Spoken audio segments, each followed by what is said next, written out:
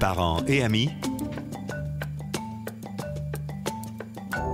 avec Gilles Parent.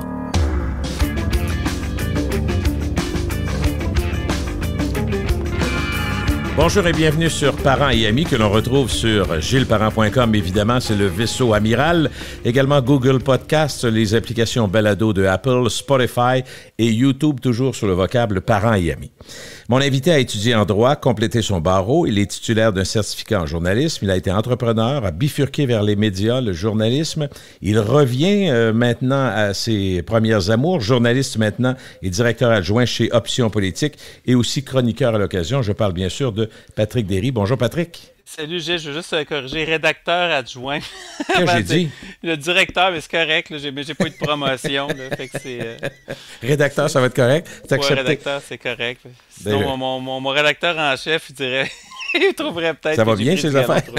Oui, c'est ça. OK. Bon, Patrick, on a... d'abord, comment ça va? Content de te parler? Oui, non, mais ça va bien. Écoute, je suis content. Ça fait un moment. Là. Écoute, il se passe bien des choses. Hein? Fait que on dirait que tu me fais toujours signe quand il se passe des choses. Oui, écoute, on est presque à l'avant-dernière semaine des élections. Donc, on va évidemment parler de la campagne électorale et de la pandémie parce que ça a l'air que c'est fini. Mais je veux commencer avec ça, la pandémie, pour faire un tour de ça. Je sais que tu as un œil là-dessus. Tu as fait des analyses par intérêt et je dirais par compétence aussi, tu surveilles ça. Et j'ai fait mes recherches. Mais je sais que tu es inquiet quand même pour l'exercice de la démocratie actuellement chez nous. Oui, mais la pandémie ou l'exercice de la démocratie, c'est une immense préoccupation, mais juste un mot sur la pandémie parce que oui. On a l'impression que c'est fini, là, puis beaucoup de gens veulent que ça soit fini. Moi, je veux que ça soit fini, je suis sûr que toi aussi, tu veux que ça soit fini. On veut tous. Puis les politiciens aussi, mais là, la réalité, c'est que il n'y a rien qui a changé, hein? Il y a encore plein de variants, le virus continue de muter. Moi, j'ai eu la COVID pour la première fois cet été, j'avais été chanceux jusqu'à maintenant, mais là, je l'ai eu. C'était pas une grippe, là, c'était pas le fun. Là. Okay. Puis, tu sais, je dis ça. Il y a toutes sortes de critères, de façon dont ça peut survenir chez les gens. Il y a des gens que je connais pour qui ça a été très, très bénin. Mon fils n'a pas été malade, ma fille l'a été pas mal plus. Ma blonde et moi... Moi, j'ai quand même manqué 6 jours de travail parce que je faisais de la radio cet été. Tu étais à Cube cet été, c'est ça? Oui, c'est ça, j'étais à Cube, fait que je ne pouvais pas parler. En fait, je toussais. J'ai perdu 5 livres. Tu n'en as pas tant à perdre, d'après moi, non, Patrick? pas tant que ça. Puis, tu sais, j'ai aucune condition, rien, mais non, ça cognait fort. Ma blonde a perdu l'odorat et le goût. Mais, tu sais, c'est pas des histoires qui sont exceptionnelles, mais c'est juste, tu sais, ça arrive partout, mais tu sais, on a l'impression que c'est... les effets variables, c'est une des choses qu'on entend chez nos amis. C'est pas tout le monde qui est frappé de la même façon. Non, c'est ça. Puis, bref, c'est pas fini, le virus circule. On voit des petits chiffres, on voit 700, 800 infections par jour, 500-600 les derniers jours, mais en réalité, c'est parce qu'on teste moins qu'avant, parce que c'est plus autour de 15 à 20 000 selon différentes estimations. Okay. Ça pour dire que il va avoir éventuellement un autre variant plus contagieux, en tout cas, à moins que le virus cesse de muter, mais ça semble très improbable. Puis là, on a d'autres indices. On a le 2.75 qui est notamment présent en Inde. Il y a le BA4.6, j'espère que je donne la bonne séquence de chiffres, qui aussi a la caractéristique d'être plus contagieux que le BA4 puis le BA5 qu'on a eu beaucoup cet été. Là, c'est le BA5 qui est dominant au Québec présentement. Fait que c'est tout le temps la même chose. Il y en a un qui supplante l'autre. Puis là, ce qu'on commence à voir aussi, c'est que possiblement qu'il peut évader un peu plus les défenses immunitaires, que ce soit par infection ou par vaccin. Fait que, écoute, ça se peut que je me trompe, mais moi j'ai l'impression qu'on va encore se ramasser peut-être en novembre ou en décembre avec un peu le même phénomène. On va souhaiter qu'avec la vaccination, ça fasse pas trop mal, mais tu sais, moi je parle beaucoup avec des virologues, des immunologistes et d'autres, parce qu'évidemment, c'est pas mon champ de compétences, mais le scénario d'un virus qui serait plus contagieux, mais qui serait aussi plus dommageable, plus mortel, est encore tout à fait possible, ça peut arriver. Il ne faut pas oublier non plus les effets cumulatifs, hein, parce que, tu sais, il y a des effets pas le fun à attraper la grippe, mais la grippe, tu vas l'attraper une fois de temps en temps si tu n'es pas chanceux, puis c'est pas plus qu'une fois par année, là, tu sais, puis tu peux... Mais là, la COVID, ça peut être 2-3 fois par année, puis on sait que les effets à long terme sont pires chez ceux qui l'ont attrapé 2 fois plutôt que 1, 3 fois plutôt que 2. Fait que c'est pas une affaire, tu veux pogner 2-3 fois par année. En tout cas, tu sais, moi, On est beaucoup de monde à se mettre la tête dans le sable présentement. Mais quand je t'entends parler, puis j'imagine des gens qui écoutent le podcast vont dire, il est bien fatigant, lui, encore, c'est quoi cette affaire? Il est en train de nous prévoir que ça va repartir, puis encore un paniqueux, puis tout. Fait que, tu sais, on sait tous, tu sais autant, et même plus que bien du monde, que le monde est écœuré. Tu sais que Legault marche avec des sondages qui doivent dire, on est écœuré de la pandémie, vous nous avez mis en lockout, ça nous a écœuré. On veut plus d'entendre parler, on peut-tu vivre, tabarouette? Bon. Puis là, on peut vivre? Oui, puis en même temps, les gens vont dire, oui, peut-être qu'il va y avoir de la contagion, mais puis en plus, chacun va chercher un petit message qui fait son affaire. Moi, j'ai écouté la réaction du monde quand l'OMS se dit récemment, on va peut-être enfin la chance de pouvoir passer à autre chose. Là. Mais puis en même temps qu'il disait ça, l'OMS, il disait, écoute, c'est pas fini. Par contre, ça mute, puis ça devient moins fort, fait qu'on va peut-être être capable de le mettre. Là, je me suis dit, OK, il y a du monde qui ont dit, OK, là, enfin, ils disent que c'est pas fini. Mais c'est un mythe, ça. C'est parce que l'affaire, c'est ça. Il faut faire attention à ces déclarations-là, parce qu'à un moment donné, c'est juste une clip qu'ils sont allés chercher.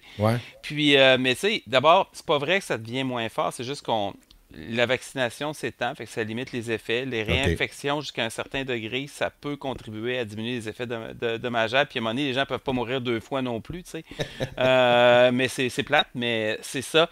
Mais non, il n'y a pas... un virus, c'est pas vrai que ça devient moins virulent. Là. C'est parti de... Ce mythe-là est accroché. En tout cas, je t'ai parlé des détails, mais c'est à partir de la grippe russe. Je me suis fait expliquer par un immunologiste. Mais les autres, l'influenza, d'une saison à l'autre, ça peut être pire, moins bien. C'est complètement aléatoire. Puis dans le cas de la COVID, il y a une dynamique particulière qui est à l'œuvre. Ça mute tellement souvent. C'est le plus fort qui survit, tu sais, c'est comme ça que ça marche. Est-ce qu'on te dit d'abord, parce que je sais que tu n'es pas un médecin ni un spécialiste, par contre, ça t'intéresse beaucoup, est-ce que le fait qu'il y a énormément de gens qui ont le vaccin maintenant, on est ailleurs pour ce qui est des vaccins, est-ce que ça protège aussi ceux qui n'ont moins? Est-ce qu'en général... Non, il n'y a pas d'immunité naturelle vraiment qui s'est développée. Bien, c'est sûr que, tu sais, en fait, sur un niveau macro, si 100% de la population est à jour. En fait, plus une partie de la population est à jour, c'est une game de chiffres. Hein? Fait que la vaccination protège moins contre l'infection, puis elle protège moins longtemps qu'au début. C'est par exemple, au début, les infections, 2 fois l'infection, c'était rarissime, tandis que là, avec Omicron, la game a changé. Mais, ceci dit, mettons que tu reçois ta dose de rappel, pour les semaines qui suivent, peut-être 2-3 mois, tu es moins susceptible d'être réinfecté. Mais c'est pas un scaphandre, c'est pas une combinaison d'astronautes où c'est 100%, mais c'est une question de chiffre. Fait que là, tes pourcentages d'être infecté, c'est peut-être, je sais pas, 30, 40, 50% de moins de chances d'être infecté. Donc, c'est quand même significatif. Fait que c'est sûr que si tout le monde était à jour, sa dose de rappel, ça aiderait. Mais tu sais, il faut qu'on voit plus loin. Au 19e siècle, tu as eu des épidémies, notamment de tuberculose, choléra. Surtout, en fait, pour l'eau, c'est le choléra. Et qu'est-ce qu'on a fait? On a nettoyé l'eau. Et il y en a eu à Québec, il y a eu des morts, c'est documenté. Et donc, on a nettoyé l'eau, puis ça a réglé un paquet de problèmes. Bien là, on est peut-être rendu à nettoyer l'air, puis ça a l'air peut-être un peu ésotérique comme ça, mais je veux dire, c'est dans les bâtiments. Et il y a toutes sortes de façons que ça soit pas nécessairement super compliqué. Là, je pense aux boîtes de Corsi là, qui sont en gros une espèce de filtre artisanal. Là. Tu mets 4 filtres, un ventilateur, puis c'est quasiment à mancher avec du duct tape. En fait, j'exagère pas, là, c'est vraiment ça. C'est pas très cher, puis c'est efficace. Puis tu as des systèmes que tu peux faire ça. Et ça voudrait y penser. Puis tu sais, la ventilation de façon générale aussi, c'est pas juste pour la COVID. C'est pour tout le reste.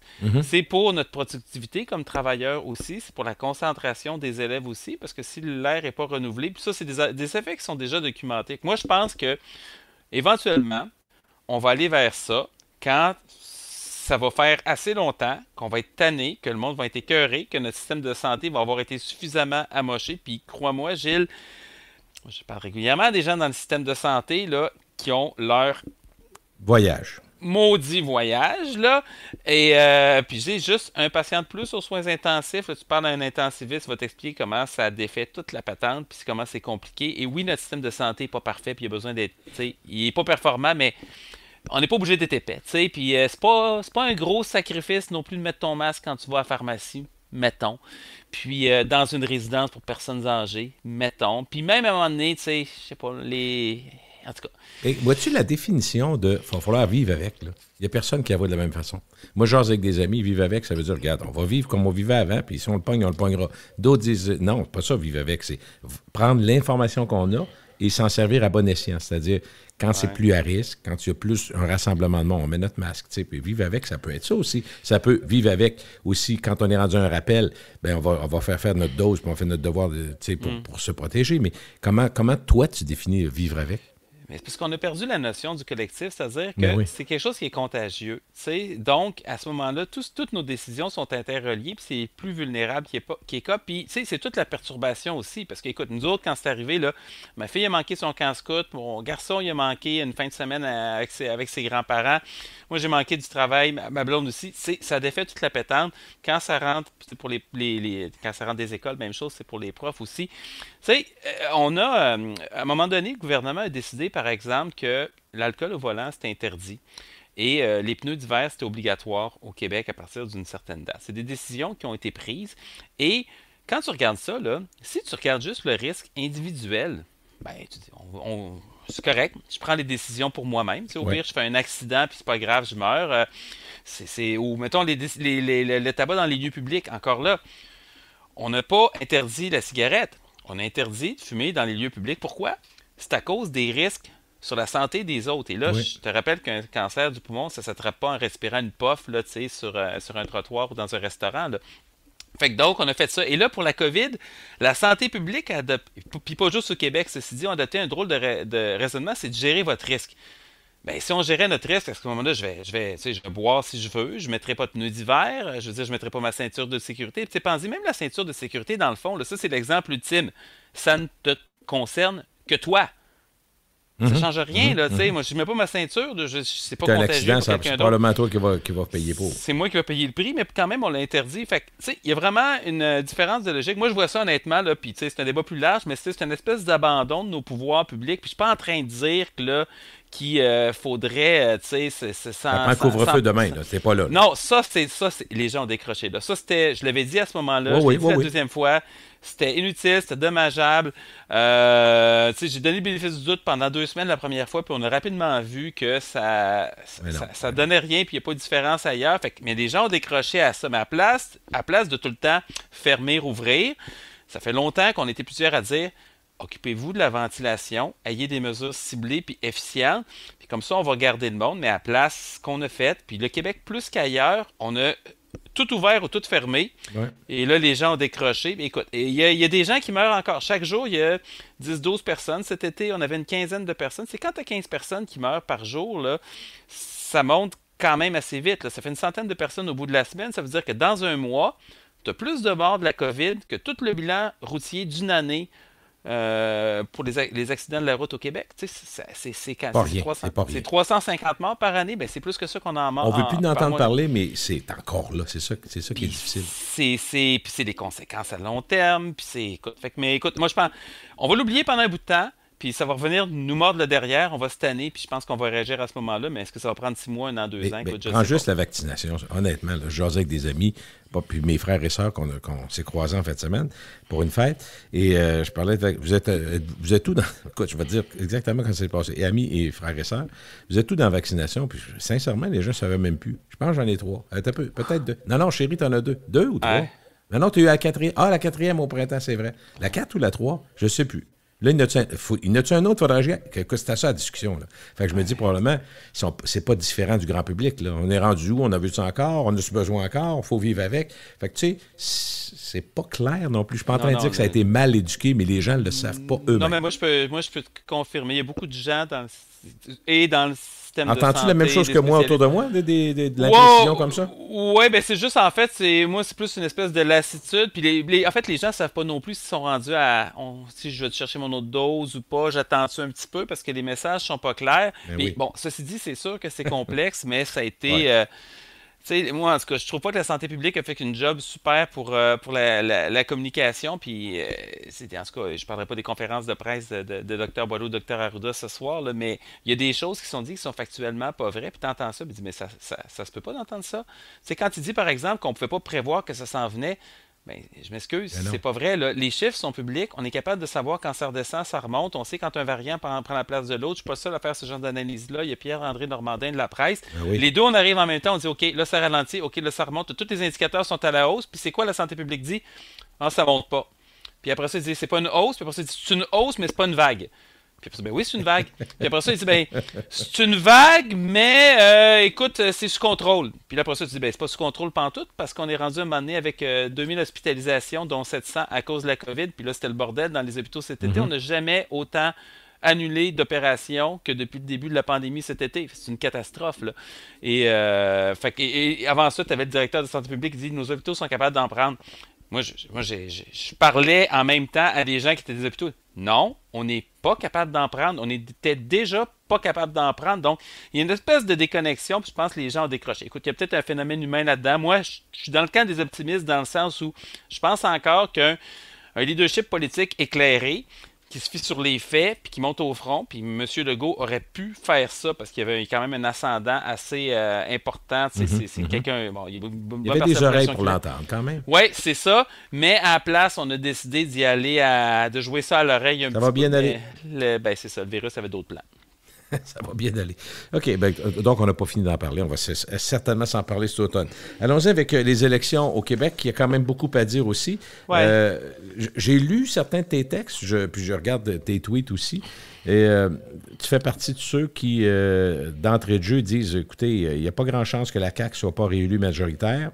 Mais la question est pourquoi tu es si certain, mettons? Bien, ça va, il y a plusieurs facteurs. Évidemment, le premier, c'est le mode de scrutin. En fait, c'est le contexte, c'est le mode de scrutin. Le contexte, évidemment, M. Legault, il est hyper populaire. La CAQ est hyper populaire. Puis je veux dire, c'est correct, c'est pas une opinion politique. Là. On peut être pour ou contre tel parti. C'est comme ça, puis c'est tout à fait correct. Moi, je ne m'attends pas à être toujours... j'ai mis mes critiques, elles sont publiques. Ceci dit, il y a des choses que je trouve que la CAQ fait bien, notamment en santé, par exemple, s'ils peuvent mettre leur plan en marche. Mais bref, ils sont très populaires. Le taux d'approbation de M. Legault dépasse l'intention de vote. Les partisans d'autres partis politiques, je pense entre autres à ceux du PQ, du Parti libéral, appuient quand même majoritairement, trouvent que M. Legault fait un bon travail. Donc, le taux de satisfaction est très élevé. Chez sa base à lui, écoute, c'est aligné, c'est genre 99%. Et là, tu dis, malgré la plus grande crise sanitaire en 100 ans, malgré une récession, puis évidemment, c'était pas de la faute de M. Legault, mais tu sais, des fois, les gouvernements payent le prix pareil, puis il y en a qui l'ont ils l'ont payé ailleurs. Tu as eu, à travers ça, quand même, tu sais, je pense au scandale d'éthique de M. Fitzgibbon, qui est un abonné, la gestion des CHSLD. Il y a beaucoup de choses qui sont passées depuis 2 ans, et ça n'a absolument rien fait pour le projet de troisième lien, par exemple, qui n'est pas très populaire en dehors de Québec. Puis même on comprend Québec, que c'est pas encore réglé. Hein? Il est embourbé là-dedans. Non, c'est celle-là non plus. Mais tu sais, il y a eu plein de choses qui sont arrivées Et malgré tout, M. Legault, depuis les élections de 2018, il est à peu près jamais descendu en bas de 40 %. Bon, c'est peut-être des fois 38 là, mais je veux dire, les appuis sont hyper stables. Ça, c'est le premier facteur. Honnêtement, moi, c'est ça que j'avais dit au début de la campagne, je vois sincèrement pas qu'est-ce qui peut arriver dans le prochain mois qui peut être pire que tout ce qui nous est tombé dessus depuis 2-3 ans. Et fait, ça ne changera pas. Et l'autre chose, c'est le reste du paysage politique qui est exceptionnellement divisé. Habituellement, au Québec, les élections, ça se joue à 2 depuis 150 ans. Des fois, de temps en temps, tu as 3 partis en même temps. 4, je pense que c'est arrivé une fois avant, tout récemment. C'est peut-être dans les années 40, autant de l'époque de Duplessis, à un moment donné, il y a une division du vote. Mais sinon, c'est 2 partis, 3 partis. On est rendu à 5 partis. Fait que là, tu as une division du vote qui est... Moi, je pense que c'est une bonne nouvelle. Ça veut dire que l'offre politique, elle est beaucoup plus diversifiée. Puis les gens... Oui. Puis c'est bon, ça, parce que, tu sais, à un moment donné, mettons, je sais pas, mettons, tu n'es pas souverainiste, tu veux pas voter péquiste, tu avais juste le choix de voter libéral ou l'inverse, tu sais. Et c'est pas nécessairement une bonne chose parce que tu votes plus parfois contre quelque chose que pour quelque chose. Mais on l'a fait en masse dans les dernières années, voter contre. On l'a fait beaucoup. En fait, la majorité des Québécois ont fait ça parce qu'à un moment donné, l'option souverainiste n'était pas populaire. Fait que tu avais le choix entre le PQ puis le PLQ, bon, puis un petit peu la DQ à un certain degré. Fait que le PLQ, il y avait beaucoup de votes par défaut pour ça. Là, on a une offre qui est plus grande. C'est une excellente chose. On a juste un problème. Notre mode de scrutin, il est très simple, il est fait pour 2 partis. Hein, parce qu'il ne faut pas l'oublier, le Québec est une très, très vieille démocratie. Il y a des élections, évidemment, la Confédération, c'est en 1867, mais il y avait même des élections à la fin du 18e siècle, à la fin des années 1700. Les premières élections ont eu lieu. Fait que tu as un vieux mode de scrutin où essentiellement, tu avais des progressistes, qui étaient les libéraux, les radicaux, puis l'autre bord, tu avais des conservateurs, ou en tout cas des loyalistes ou des royalistes. Fait que tu votais soit pour la gauche, soit pour la droite. Il y avait le plus souvent 2 candidats. Le plus fort, il y avait tout le temps 50% et plus, puis ça se reflétait à l'échelle nationale. Là, à 5 partis, le plus fort des fois, il y a 40, 35, 32, 28%, mais il va gagner quand même la circonscription. Fait que tu peux te ramasser exactement ce qui est arrivé en 2018 où, faut pas l'oublier, là, il y a presque 2 fois plus de gens qui ont voté contre la CAQ que pour la CAQ. La CAQ a eu 37% des voix. Il y a 63% des Québécois qui ont voté contre. Et non seulement la CAQ a gagné, mais la CAQ a été majoritaire. Tu sais, moi, l'image que je prends, Gilles, c'est... Puis tu as dû voir dans l'article que j'ai écrit, mais mettons, là, on s'en va en voyage. Puis moi, c'est drôle parce que j'ai cette situation-là. On s'en va, à mi-octobre, on s'en va des chums à New York, on est 10. Ah. OK? Puis là, c'est comme s'il y en avait, dès qu'il y en a 3 ou 4 qui seraient d'accord, tu barres les portes, puis on part. Oui, mais on est 3 ou on est 4. Bon, je sais, mais nous autres, on est 6-7 qu'on n'est pas d'accord. C'est pas grave. On est 4, ça marche. Puis c'est là, politiquement, qu'on est rendu parce qu'on a un mode de scrutin qui est déficient et que je rappelle que M. Legault avait promis de changer. Il avait dit que ce serait les dernières élections. Puis avant lui, Jean Charest a brisé la promesse. Puis René Lévesque a voulu le faire. Il a été bloqué par son caucus. Là, je donne le bénéfice à M. Lévesque parce que c'est comme ça. M. Trudeau a fait la même chose aussi. Il voulait les dernières élections comme ça en 2015. Puis finalement, il y en a eu 2 autres après. Fait que c'est... Et là, tu sais, moi, ça va au-delà après ça. C'est-tu parce que je préfère le PQ, le PLQ, la CAQ. Moi, j'ai tendance à voter pour tout le monde ou pour personne. Ou en tout cas, je ne suis pas dans cette dynamique-là. Mais c'est important que les voix sont reflétées parce que, un, c'est plus juste. Puis deux, ben, ton vote sert à quelque chose. Tu es entendu, tu fais partie d'eux, puis tu fais confiance dans le système. Si, à chaque élection, puis c'est là, depuis 60 ans, depuis 1962, il y a eu 15 élections. Et le parti qui a formé le pouvoir n'a pas eu 50% des voix dans 13 élections. C'est juste arrivé 2 fois qu'une majorité de Québécois a voté pour le gouvernement. Puis malgré tout, le gouvernement a presque été toujours majoritaire. Fait que tu as des gouvernements majoritaires qui font ce qu'ils veulent pendant 4 ans. Et presque tout le temps, il y a une majorité contre. Tu sais, quand tu y penses, là, c'est un peu fou, là. Ça comme pas de sens. Ceux qui voulaient, Patrick, amener la proportionnelle, certains politologues disaient ça ne règle pas tout, la proportionnelle, non plus, si jamais on installait une proportionnelle. Non, c'est vrai, ça règle pas tout, mais d'abord, c'est plus juste. Puis là, tu sais, tout ça, il y a des gens qui disent « Ah, mais l'Italie, là, Israël. Attends un peu, là, par exemple. Toutes les proportionnelles sont pas pareilles, là. Non. On va garder ça simple, mais tu as des proportionnelles pures qui sont des listes où, à ce moment-là, si tu peux te ramasser avec un éclatement total des partis.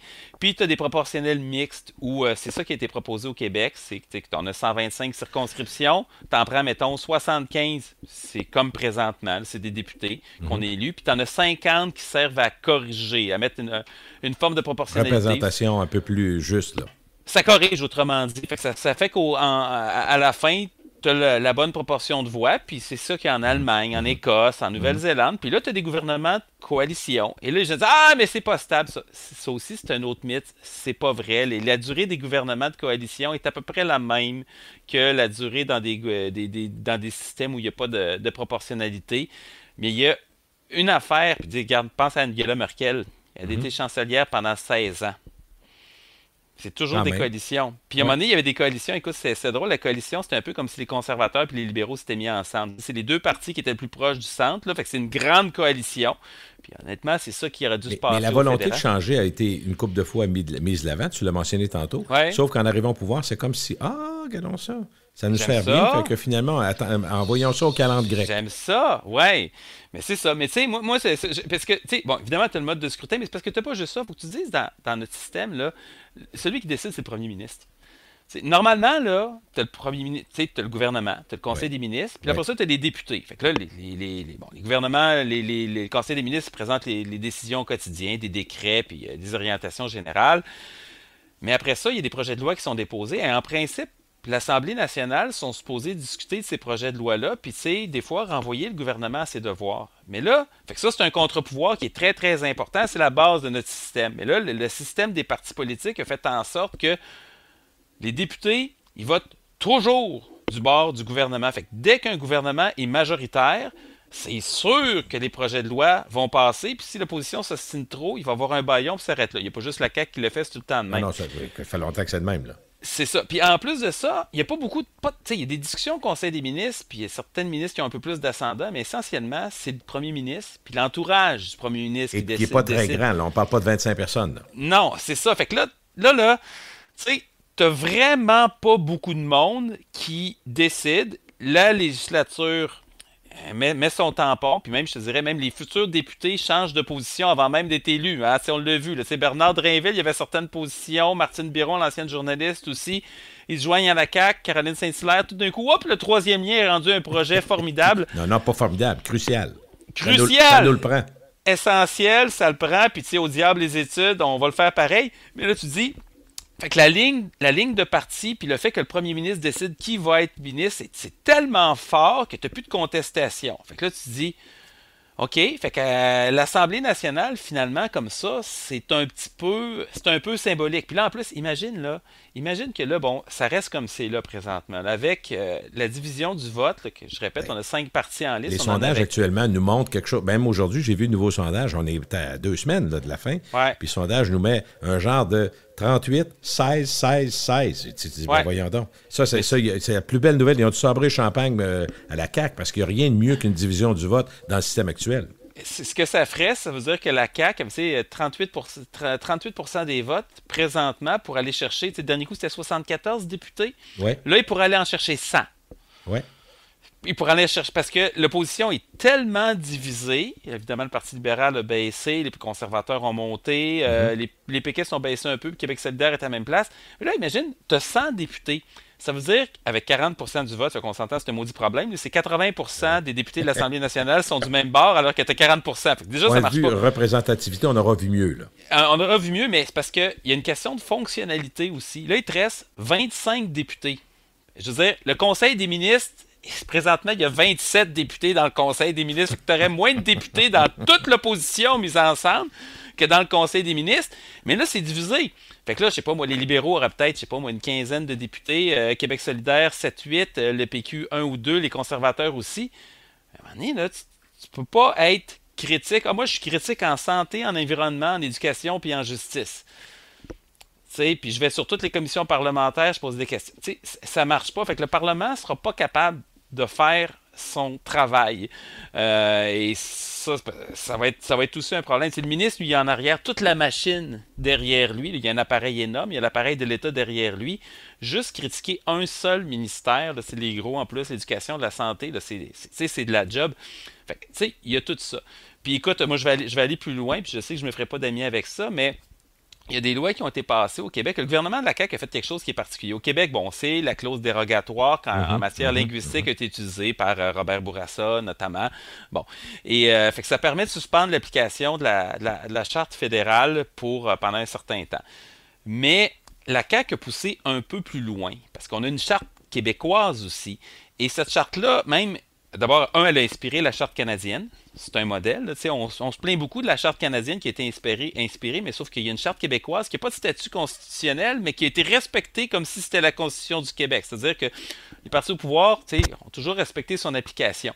Et cette Charte-là est plus complexe dans ce sens que c'est pas juste les rapports avec le gouvernement puis l'État, c'est les rapports entre les individus.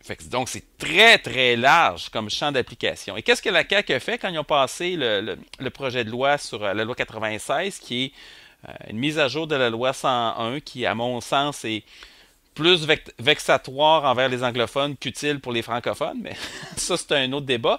Mais qu'on en pense du bien ou qu'on en pense du mal, le gouvernement, qu'est-ce qu'il a fait? Il a suspendu l'application des articles 1 à 38 de la Charte des droits du Québec. Ça, donc, c'est le droit à l'intégrité physique, le droit à l'instruction publique, le droit de ne pas faire l'objet d'une saisie abusive. Ça, c'est des affaires qui n'ont rien à voir avec la langue. On s'est dit, on ne sera pas chié par les juges.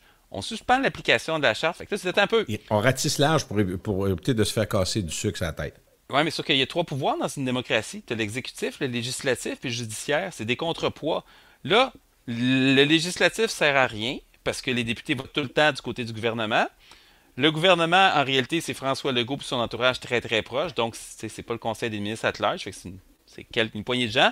Puis là, tu dis, OK, les tribunaux vont quand même être capables de passer un test. Non, c'est pas grave. Quand on passe une loi, finalement, on dit que la Charte des droits ne s'applique plus. Fait que là, tu viens d'enlever le contrôle judiciaire aussi. Fait que, tu sais, t'as encore des élections, t'as encore des médias libres, mais le gouvernement, il fait pas mal ce qu'il veut. On est en train de glisser vers un territoire, et puis, tu sais, je le sais que c'est pas le genre d'affaire que les gens pensent à chaque jour, mais... Non, mais moi, je te suis, là, puis je vois très bien qu'il y a quelque chose de tout à fait épeurant là-dedans, parce que c'est un pouvoir qui est énorme, sans contrepoids, là, ou presque. Ben, c'est ça. Puis encore une fois, on va se dire, qui fait le contrepoids? Parce que souvent, entre amis, et c'est le genre de discussion qu'on a, on dit, par chance, des fois, qu'il y a les bureaux d'enquête et les médias, parce que j'ai l'impression que l'opposition ne fait pas le travail. Mais c'est pas facile non plus, quand tu peux passer à peu près n'importe quoi dans le système actuel. Ben non, mais c'est exactement ça. Puis tu sais, écoute, moi, je suis un idéaliste, je suis un peu naïf, là, mais je pense que l'exercice de la politique, à un moment donné, il faut que tu acceptes que, bon, tu peux avoir des idées, tu peux en être convaincu, tu peux être sûr que tes idées sont bonnes, mais à la fin de la journée, tu te dis, moi, je représente un courant politique, je sais pas, qui représente 15, 20, 25, des fois 40% de la population, mais même si c'est 40%, tu te dis, même si c'est 50%, il reste la moitié de la population qui pense autre chose, mais je les représente aussi comme élus. Tu peux pas juste dire ah, hey, moi je fais ce que je veux, puis ils mangeront de la merde, puis dans 4 ans, ils feront autre chose. Faut que tu en tiennes compte aussi, ça donne de la légitimité à tes politiques, puis ça serait quoi de dire, bon, ben écoutez, on va s'assurer d'avoir au moins dans le gouvernement de représenter un peu plus l'ensemble de la population, c'est d'aller chercher. Bon, dans un système idéal, tu aurais besoin de faire une coalition, on n'a pas besoin, mais au moins d'aller chercher, je sais pas moi, des ministres dans d'autres partis, puis t'assurer, tu sais, de faire des compromis. Mais notre système encourage vraiment pas ça. Et là, on a le pire des deux mondes parce que qu'est-ce qui arriverait demain matin, tu penses, mettons, je sais pas moi, mettons, il se passe de quoi d'épouvantable, là, je sais pas moi, tous les candidats de la CAQ sont dans un autobus, l'autobus tombe dans un ravin, je suis pas en train de dire que je souhaite ça, là, mais c'est un scénario d'horreur, là. Non. Et là, Québec solidaire forme le gouvernement. Qu'est-ce que tu penses qu'ils vont faire? Ils vont détricoter à peu près les 3/4 de ce que la CAQ, ou même le Parti libéral, a fait. Puis ça va être un gros reset là-dessus. Là, on est dans la politique fiction. Là. Mettons, Québec solidaire fait ça, puis là, il nationalise, je sais pas, il fait Pharma Québec, EOL Québec, Autobus Québec, Train Québec, parce qu'ils ont annoncé les derniers jours, ils mettent des taxes, puis tout le kit. Radio et Télé-Québec, parce que c'est important de bien passer le message. Hein. Donc, absolument. ça prendrait des médias nationaux. Ben oui, nationaux, ça, mais contrôlés par l'État. Fait que mettons qu'ils font ça, puis ils vont très loin, puis je suis pas en train de dire qu'ils sont mais tu sais, on fait de la fiction. Là, dans 4 ans, le monde dit hey, on a notre voyage, là, fait que là, ça va être, je sais pas moi, les conservateurs qui sont portés au pouvoir, puis là, les autres, ils font tout le contraire de ça. Fait que là, c'est tout le temps ça que t'as des espèces d'effets de vague, tandis que si t'as des coalitions, puis t'es obligé d'avoir 2-3 partis qui sont d'accord, ben tu vas avoir des mesures qui sont plus modérées, qui sont plus durables, puis tu sais, c'est un peu ça qui se passe. Qui vont aller chercher plus. Mais tu sais quoi? Ça rejoint exactement ce que le grand public, je fais partie, je m'inscris avec eux autres, mais pas à peu près, se demande toujours quand, par exemple, en cours d'exercice, tu entends, mettons, je sais pas, un extrait de la Chambre, ou un député de l'opposition dit une idée qui nous paraît bonne, intéressante, bien menée. Puis tout de suite, tu vas avoir quelqu'un un représentant du gouvernement qui va dire « Bon, encore une fois, on ressort. » Mais nous autres, on dit « Ben non, c'est une bonne idée. Pourquoi vous ne diriez pas? C'est une bonne idée. » C'est assez rare qu'on voit ça. Mais on souhaiterait que ceux qui sont élus, peu importe le parti, et qui amènent du plus à une société pour la rendre meilleure, avec des idées qui sont bonnes, peu importe la couleur, qui soit entendue, puis qui soit peut-être même mise de l'avant. Mais ça n'arrive pas à cause des lignes de parti. Et ça, pour la plupart des gens, trouvent ça navrant. Moi, en tout cas, personnellement, quand je décroche la politique, bien que j'ai étudié en sciences politiques, c'est surtout pour ça. Pourquoi l'idée, si elle est bonne, si elle est portée par du bleu ou du vert? On s'en fout. L'idée est bonne, ben, applaudissez-la donc. Oui, mais c'est intéressant. C'est frustrant, ce que tu dis. Mais non, mais je suis d'accord. Mais tu vois, les gens qui sont en... Tu sais, j'ai transparence, là, puis toi, tu le sais, là, mais j'ai été pendant quelques mois faire l'OVNI à l'intérieur du Parti libéral, là, un parti là, pour lequel j'ai jamais ni milité ni voté, puis n'importe quel autre parti non plus. Je suis pas comme ça. Longtemps non plus. J'ai eu une ouverture, puis je me suis rendu compte, j'ai été comme la marmotte, j'ai vu mon nom, puis je suis rentré dans mon... En tout cas, rentré aux sorties. Mais... les gens...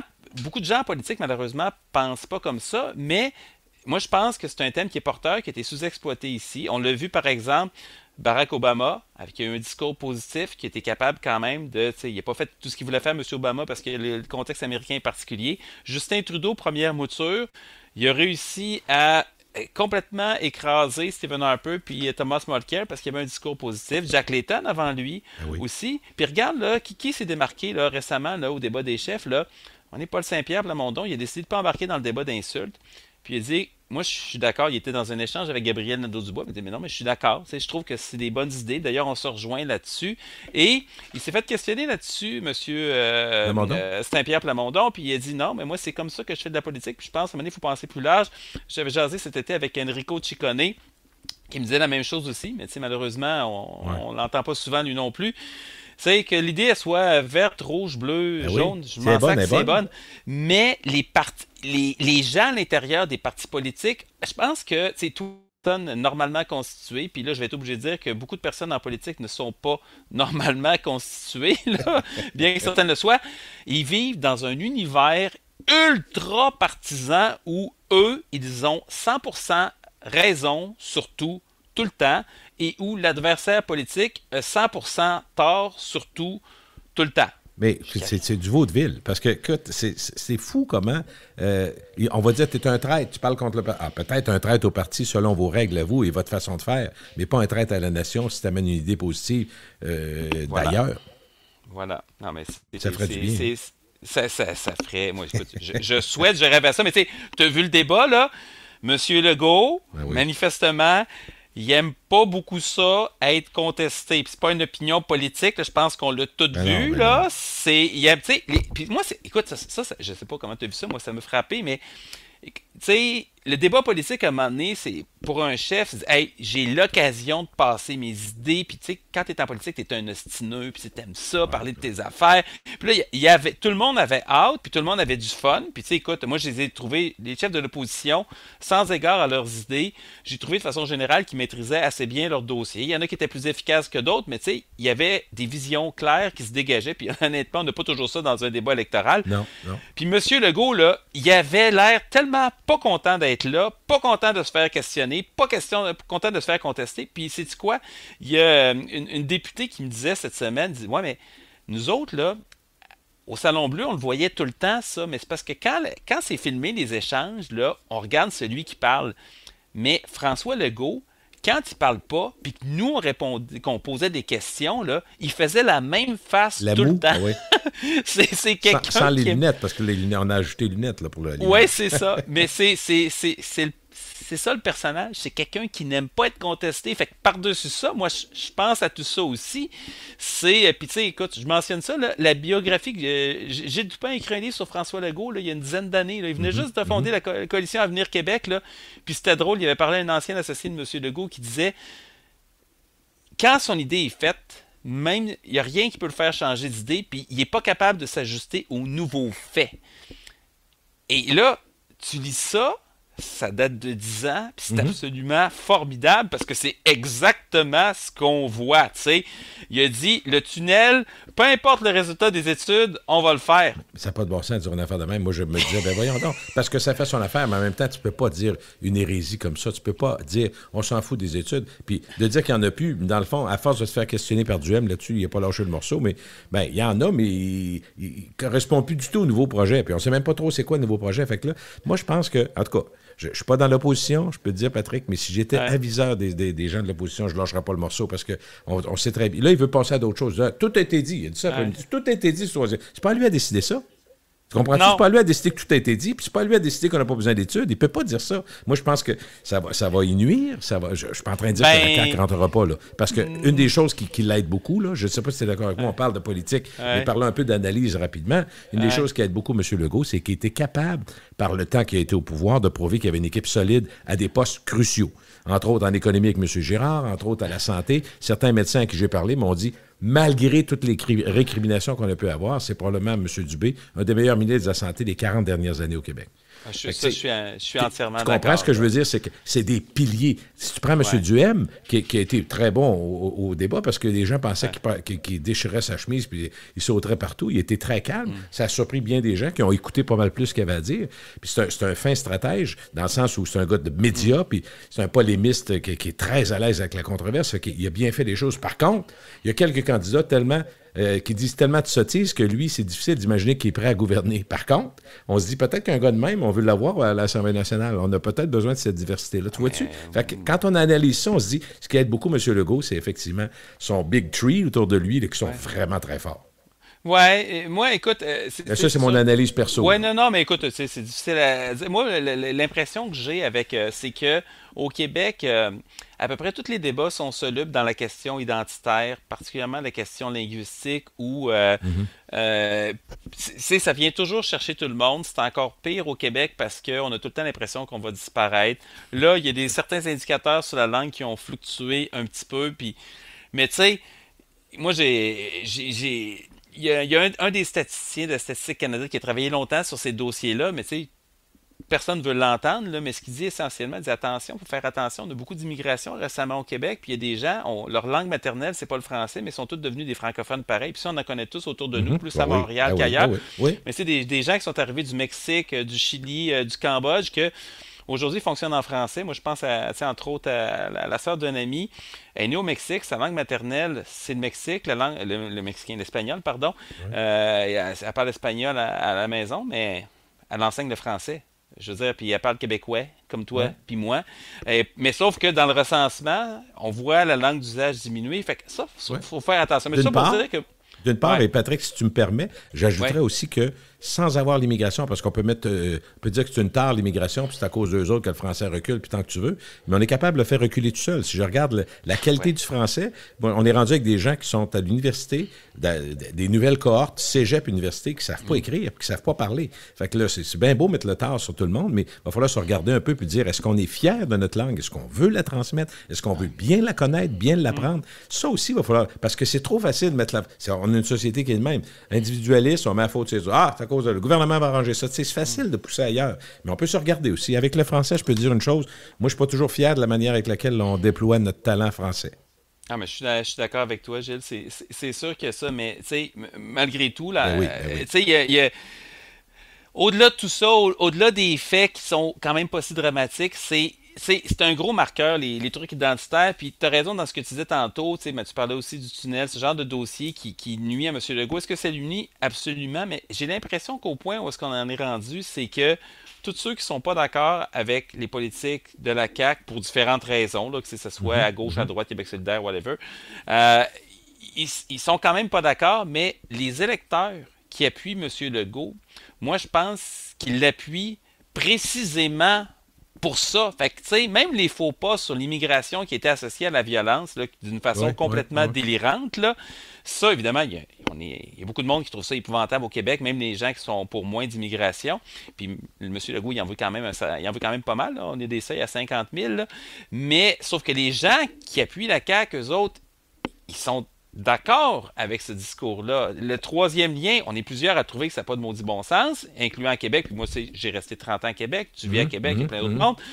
Mais ceux qui supportent M. Legault disent « Non, c'est comme ça, les maudits intellectuels, puis tout le kit. » Puis bon, il y a été question cette semaine de racisme systémique, la question des Autochtones. Ah, c'est réglé avec Mme Joyce. C'est que le premier ministre n'était pas capable de nommer Joyce Echaquan, c'était un peu gênant. Mais, fait que les électeurs qui l'aiment pas, mais les électeurs qui l'aiment pour ça. Fait que plus M. Legault est lui-même, moi, je pense que ça ne lui nuit pas. Je pense que ça l'aide d'une certaine façon, puis ça consolide. Puis ça, en tout cas, c'est une hypothèse qui en vaut une autre, mais ça bouge pas depuis 4 ans. Dans le grand public, là, les gens disent « Ah, faites une pas pire job. » Il n'est pas, tu sais, il n'y a personne... Je parle de grand public, là. Les gens qui sont questionnés vont dire « Il est pas... La pandémie, je suis pas sûr que j'aurais fait mieux que lui. Moi, c'est facile de chialer, mais il n'est pas si mal. Puis, coudonc, ça va partout mal dans le monde, fait que c'est pas juste sa faute à Legault. » Fait que, tu sais, des thèmes très généraux, mais qui expliquent qu'il y a quand même un soutien. Mais moi, personnellement, comme je t'ai dit, je le répéterai pas, mais je trouve qu'il y a quelque chose de plus fondamental, pour moi et certaines personnes, sur l'équipe. L'équipe autour de lui, puis en même temps, on pourrait parler de ça, justement. Il y a eu autour de lui des gens qui n'étaient pas élus aussi, puis ça m'agace tout le temps un peu, là, pour la démocratie, d'avoir des gens qui prennent des décisions fondamentales pour notre avenir et qui ne sont pas élus. Dans notre système, ils devraient être élus tout le temps. Là. On est des représentants de notre... dans le fond, c'est comme si on disait, c'est notre président de classe. Moi, dans mon secteur là, où je vis en ville, là, c'est lui ou elle qu'on va envoyer comme présidente de classe. Vas-y, représente-nous. C'est ça la réalité, en théorie. Là. c'est notre représentant. Il y en a 125 au Québec qui représentent des présidents de classe de 125 classes. Donc, ça devrait être ça, mais ça me tanne quand je vois qu'il y a un cercle restreint. Puis non seulement ça, dans le cercle restreint, il y a des gens pas élus qui ont un pouvoir immense. Ça me tanne un peu. Ah non, mais écoute, je n'irais pas jusqu'à dire qu'on fait des élections pour rien, mais il y a énormément de théâtre présentement. Il y a beaucoup de gens qui disent on va avoir des surprises. Puis c'est vrai qu'on va avoir des surprises dans le narratif, les anecdotes, bon, évidemment, il y a tout le cirque autour des factures impayées d'Éric Duhem. Il y a quand même, je dirais, un pattern qui est assez désolant dans son cas. Là. C'est comme s'il ne se sentait pas responsable. Le mot, ce serait insouciant dans son cas de sa vie, de ses choses à lui, parce que c'est un minimum. Ça va bien il n'a pas tué personne, c'est pas ça le point. C'est que tu dis, si tu es pour diriger le Québec, ben là, Hydro, les taxes, le plomb. Curiosité entre nos deux, est-ce que j'ai juste moi au Québec qui a trouvé que la pine envoyée à Duhem par Pierre Bruno, ça n'avait pas rapport, qu'un modérateur d'une soirée de même, c'est pas à lui à lancer une affaire de même? Moi, j'ai dit, je suis vraiment reculé dans mon Chesterfield dans le salon. Là. Moi, écoute, j'ai raté de quoi parce que ça m'a pas frappé. Là. Moi, vraiment, je me disais, un représentant d'un autre parti qui veut attaquer et qui veut faire sa place, parfait. Mais le modérateur qui dit ça, allez-vous régler ça comme vos finances personnelles? J'ai dit, mon Dieu, que je suis resté bête. Mais écoute, c'est fini, c'est une parenthèse que je voulais dire. Non, mais écoute, c'est intéressant. Bon. Moi, ce qui m'a étonné, c'est M. Legault qui s'est plaint à l'arbitre à un moment donné, qui a envoyé, qui s'est plaint auprès de Pierre Bruno parce qu'il trouvait pas que ça allait. Écoute, moi, j'ai joué longtemps dans des ligues de garage, là, et quand t'es rendu à plains-toi pas trop souvent à l'arbitre, puis surtout, quand tu es en train de gagner, puis à plate couture, là, ferme ta gueule. Là. Je veux dire, la game est 8-2, là, c'est correct, c'est 8-3, là, tu vas gagner pareil, là. C'est pas grave, mais ça, en tout cas, moi, je pense que... Je voulais qu'on prenne quelques secondes. Je veux qu'on parle un petit peu du fédéral tantôt, mais ça avance pas mal. Je veux qu'on parle du système de santé puis de l'enseignement, parce qu'on voudrait être positif, parce que tu es un gars généralement positif, comme tu dis, mais... Tu sais, les employés sont tannés, tu le sais, tu parles à beaucoup d'employés du système de la santé. Moi aussi, j'ai rencontré du monde, ils ont dit, écoute, le système est... Bon, tout le monde le dit, quand on rentre dans le système de santé au Québec, les gens se plaignent pas. Habituellement, ils disent, je t'ai bien servi, puis ça a été courtois, puis on m'a donné l'information, mais il faut juste rentrer, puis il faut rentrer. Bon. Puis les médecins aussi qui font des pirouettes tout le temps parce que la COVID est prioritaire. Bon, il y a bien des choses qui pourraient être mieux faites, mais en même temps, on se rend compte que ça craque. Moi, ma question, sais-tu, Patrick, c'est que je m'inquiète aussi. Autant, écoute, les deux gros secteurs d'une société, l'instruction, donc l'éducation, système d'enseignement, et la santé pour prévenir, mais aussi guérir, je me dis, avec tous les ratés actuels, est-ce que tu partages mon inquiétude sur l'intérêt pour les jeunes générations de faire ces métiers-là qui sont cruciaux? Il me semble que je ferais n'importe quoi, sauf... Ça te tente-tu d'être enseignant? Ça te tente-tu d'être... Je sais pas, je veux pas être découragé, mais j'ai l'impression que ça a un impact direct sur des choix de carrière. C'est ça, c'est un cercle vicieux qui est en train de se créer. On sait qu'il y a un point commun qui est intéressant à la profession d'enseignant puis à la profession d'infirmière, c'est que dans les deux cas, il y a quelque chose comme 1 sur 4, 1 sur 5 jeunes enseignants ou jeunes infirmières qui décrochent avant les 5 premières années. C'est énorme, c'est énorme. Au bout de la corde, là. On en perd, puis ça fait longtemps que c'est comme ça en plus. Puis dans les deux cas, c'est la même chose. Les premières années, tu as des horaires de schnout. Dans le cas des infirmières, c'est beaucoup de temps supplémentaire obligatoire. Dans le cas des enseignants, c'est des charges partielles, puis souvent dans 2 écoles séparées par plusieurs kilomètres, puis tu le sais quelques jours avant ou même après la rentrée. Mais c'est sûr que ça, mais moi, j'ai l'impression que ça va plus loin que ça. J'ai comme l'impression qu'à certains égards, on est arrivé à la limite de nos institutions. Tu sais, on est dans une espèce de cycle qui a commencé à l'après-guerre, là, dans des politiques plus ou moins sociodémocrates, une certaine intervention de l'État, là, que moi je pense souhaitable, là, avec en tout cas un certain encadrement. Puis là, il y a une espèce de dividende démographique qui a été vraiment payant parce qu'il y avait de la population plus jeune qui se rajoutait tout le temps. Fait que, à un moment donné, on avait beaucoup plus de bras pour supporter les plus vieux. Fait que, mais là, on en a de moins en moins de jeunes pour supporter une population qui est de plus en plus vieillissante. Et le vieillissement de la population va en s'accélérant. Et, tu sais, il y a le quart des médecins de famille, je pense, qui ont 60 ans et plus. Ça va faire beaucoup de retraites. Beaucoup de monde. Puis assez rapidement, dans 5-10 ans, il y a une gang qui débarque, là. C'est ça. On a vu pour les enseignants cette semaine, c'est dans le Journal de Montréal, où je pense que c'est quelque chose comme 40%. Je vais faire attention aux chiffres, mais c'est une proportion énorme des enseignants qui allaient prendre aussi leur retraite d'ici les 10 prochaines années. Et là, puis tu sais, il y a d'autres choses qu'on voit moins. Là, ça, c'est ceux qui donnent les services qui sont les plus proches de nous, parce que c'est nous, nos parents, nos enfants. Mais tu as le système de justice, ça va pas bien du tout. Les tribunaux, ça ne fournit pas non plus. Et écoute, moi, je suis plus qu'inquiet pour les 10 prochaines années. Ça va montrer les limites du système sont déjà atteintes, mais tous les indicateurs font que ça devrait être pire, à moins d'avoir des changements absolument radicaux dans nos façons de faire. Et tu vois, Patrick, une des choses qu'on fait, entre autres, parlons de la santé parce que ça a été nécessaire, puis ça a été fait vite. On a augmenté des 10-15 de salaire. On a donné des primes à pine à la planche, comme diraient les Québécois. On a tout fait ça, mais en même temps, quand on fait ça, c'est des sommes énormes parce qu'il y a beaucoup de monde. Je ne suis pas en train de dire qu'ils ne devaient pas être payés, c'est pas ça mon point. Mais à ce moment-là, dans ce temps-là, les bâtisses qui tombent en morceaux, c'est-à-dire les écoles et certains hôpitaux, ben on ne les réparera pas parce que on va dire, hey, ce qui est important, c'est de payer le monde. Puis je ne suis pas en désaccord avec ça. Sauf qu'on ne fait pas l'autre. On peut pas, l'argent ne pousse pas dans les arbres, ça a été dit une couple de fois, mais on ne pourra pas tout faire en même temps. Je ne penserais pas, là. Non, mais c'est exactement ça. Puis, tu sais, on était amené dans une espèce de fiction qu'on pouvait se payer quelque chose, puis on a repoussé la facture, puis là, la facture était en train d'arriver. Tu sais, à chaque fois, on se disait de 4 ans, 4 ans, on est capable d'attendre un peu. On est capable d'attendre un peu. Oui. Mais là, l'état des écoles, c'est épouvantable. L'état de plusieurs hôpitaux aussi, c'est épouvantable. Les routes, on le sait.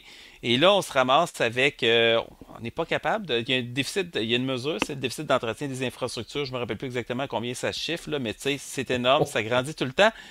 Et je le rappelle, on a de moins en moins de monde qui vont travailler. Écoute, moi je suis très, très, très inquiet. Puis, tu sais, à travers ça, là, ça veut dire qu'il va y avoir plus de problèmes dans le système de santé. Les CHSLD, il y a un record. Il y a 4000 Québécois qui attendent présentement une place en CHSLD. Là. C'est pas un hôtel de luxe, là, c'est parce que tu as vraiment besoin d'y aller, parce que tu es magané. Là. Avant la pandémie, c'était autour de 3000 ou un peu moins. Là, c'est rendu 4000. C'est une hausse énorme. Puis, je rappelle, le vieillissement de la population, là, ça commence à peine à se faire sentir. Là. Les 10 prochaines années, c'est pas compliqué. Là. Les boomers, ils ont à peu près, je sais pas moi, 70 ans, 75 plus ou moins. Ben, dans 10 ans, il va avoir 80-85 ans en moyenne. Et si tu me permets, on peut ajouter à ça qu'il y a 40 ans, les spécialistes en parlaient. C'est pas une affaire qui nous est arrivée hier, là, que ça allait vieillir vite. Là. Non. Ça fait longtemps qu'on sait ça, là, mais on a. Bah, ça pressait pas, comme le reste. Hein? On verra dans le temps. Ben, tu sais, quand on parlait des études, justement, puis de M. Legault, puis il y a d'autres politiciens qui n'ont pas fait leur devoir là-dessus, là, mais, tu sais, à un moment donné, c'est pas ésotérique, là. Il y a des données qui sont assez fondamentales, tu sais. OK, ta population baisse ou ne monte pas, puis tu as du télétravail, donc tu n'as pas besoin d'une infrastructure de transport de plus, là, tu sais. On pourrait juste entretenir le pont de Québec, ça serait quand même une bonne idée. Ben, c'est la même chose pour, tu sais, la population qui vieillit. OK, on va voir plus de vieux tantôt, donc ça veut dire ben, plus de CHSLD, plus de soins, puis plus d'hôpitaux remplis aussi, parce qu'il ne faut pas l'oublier, c'est une grosse proportion de la clientèle aux urgences aussi, notamment, puis dans les hôpitaux, puis pour des opérations aux genoux, puis à la hanche, puis ainsi de suite. On n'est pas équipé. Ça fait longtemps qu'on sait que ça va faire mal, là, mais moi, quand je sortirais pas de chiffre, ça m'empêche vraiment de dormir. En tout cas, c'est même, je dirais à certains égards, ça va être pire que la pandémie. Dis-moi, juste pour finir avec ironie, sur une note positive, parlons des dossiers fédéraux, les passeports, les frontières, l'immigration, l'assurance chômage. Les chansons de Justin Trudeau à l'étranger, quand il est supposé aller... Ça, en même temps, tu sais, le jugement, ils n'en vendent pas au Walmart. Hein? Je suis allé voir encore hier, ils ne vendent pas de jugement au Walmart. Puis je me dis tout le temps, t'es dans... On l'a-tu assez dit que la reine était là 70 ans, que ça a marqué, qu'il y a eu des millions de personnes. On va battre les records de tous les temps d'écoute télé. Puis, tout a été dit. Ça a été quelqu'un qui a donné sa vie. Puis peu importe qu'on soit d'accord avec la monarchie, c'est pas ça. Il y a bien des gens qui sont même contre la monarchie, mais ils ont dit on lui doit respect parce qu'elle a donné sa vie, puis elle a été un équilibre pour la... Non, elle a bien fait ça. Elle a fait ce qu'elle avait à faire, dans le fond, dans des fonctions qui sont tout à fait restreintes, même si on a l'impression que les milliards, oui, mais c'est des valeurs de bâtisse, tout ça, c'est pas... Moi, c'est pas... Mais M. Trudeau... Franchement, là, dans ta chambre, si tu veux chanter dans la douche, on le fait, nous autres. Puis t'es premier ministre, bâtins. Non, mais là, il y a quelque chose, le roi est nu, si on veut, mais tu vois, ça, c'est un autre problème au fédéral. Étudiant en théâtre, peut-être, vous le pratiquez. Ouais, c'est ça. Mais moi, ça me fascine parce que, bon, M. Trudeau m'a surpris pendant la campagne de 2015. Comme d'autres, j'ai déchanté un petit peu vite. Et, tu sais, il n'a jamais semblé vraiment intéressé par les questions de fond. Puis les questions. Tu sais, il était bien content d'aller prendre une marche avec Barack Obama puis d'aller serrer la main avec Emmanuel Macron. Mais ça l'ennuyait, les questions de finances, politique internationale, puis défense nationale, puis ou juste de façon beaucoup plus plate, les propres services du gouvernement fédéral. Et là, tu regardes, là, ça sert à quoi le fédéral? Ça sert à gérer les frontières, ça sert à émettre des passeports, ça sert à l'assurance chômage, ça sert pour l'immigration aussi, traiter les dossiers, ça sert à nos engagements internationaux vis-à-vis des partenaires en défense, comme l'OTAN, par exemple. Pour le public, là, c'est comme dans une ville, les vidanges puis les services de déneigement, c'est la base. C'est la base. Pour nous, le public, le fédéral, c'est ça. C'est ça. Sauf que l'affaire, c'est que ça paraît un peu moins, en tout cas jusqu'à temps que ça se mette à péter comme les passeports. Là. Et là, ce qu'on voit, c'est que le fédéral est pas capable, de moins en moins capable. Il n'a jamais été super bon, là, mais il n'est pas au niveau de gouvernement très, très performant, là, mais il est encore de moins en moins capable de rendre les services. Et les passeports, c'est épouvantable. Écoute, ils ont fait un comité de 11 ministres. Je sais, pourquoi tu es obligé de faire un comité de 11 ministres? Pourquoi c'est pas les gens qui gèrent le Service Canada qui prennent pas des décisions? Ça n'a ni queue ni tête, mais ça aussi, ça va avoir des conséquences. Puis on peut le même problème, c'est qu'on est. Les 2 dernières élections, c'est pas les libéraux qui ont le plus de votes, c'est les conservateurs. Les conservateurs se sont ramassés dans l'opposition avec beaucoup moins de députés que les libéraux. Là, les libéraux gouvernent avec l'appui du NPD, mais tu as un autre système dysfonctionnel. Puis regarde qu'est-ce qui arrive par l'autre bord. Là. Plus ça va, plus les conservateurs sont fâchés, puis ils se fâchent, puis ils se fâchent, puis ils se fâchent. Puis là, il y a un fâché qui est un fâché compétent. Je sais pas qu'est-ce que ça va faire. Mais, tu sais, le gars là, qui veut fonctionner sur les bitcoins, qui veut congédier le gouverneur de la Banque du Canada, puis qui flirte avec les complots mondiaux là, sur le Forum économique mondial. Ouais. Ouf! Pas sorti de l'auberge. Non, ben pas sorti de l'asperge, comme dirait Jean Perron. Fait que, tu sais, moi, je suis quelqu'un qui est rationnellement optimiste, là, mais tu sais, des fois, j'ai comme l'impression que ça se peut qu'il y ait une mauvaise passe qui va durer 1 ou 2 cycles électoraux.